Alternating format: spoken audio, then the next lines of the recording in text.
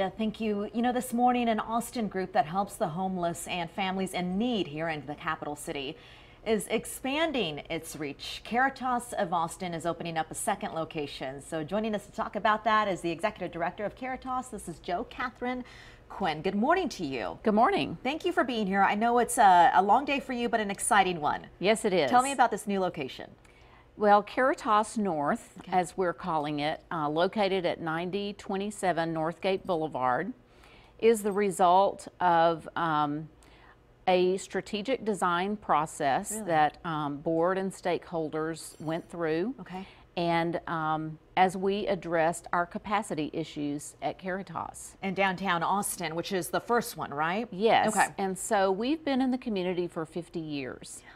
And in that time, you know, obviously we've seen lots of changes in Austin, Yes. just in the last 10 years. Right. And the reality is that poverty is increasing and moving to the suburbs in Austin. Because the poverty, the face of poverty, that's different from what some people might think of. Can you explain a little bit? Yes, the face of poverty is definitely changing due to low-wage jobs and the lack of increase in wages over the last 40 years.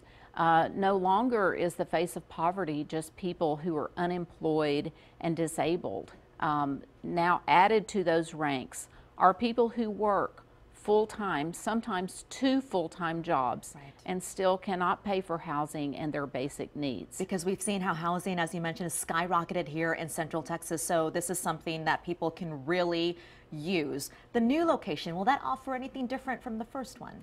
It will be a little bit different from our downtown location in that the focus of the services will be on families experiencing homelessness and veteran families experiencing homelessness. We will intersect with families that are experiencing short-term homelessness and provide them rapid rehousing, getting them back into housing as quickly as possible with a whole array of comprehensive services that helps them get back on their feet and become self-sufficient.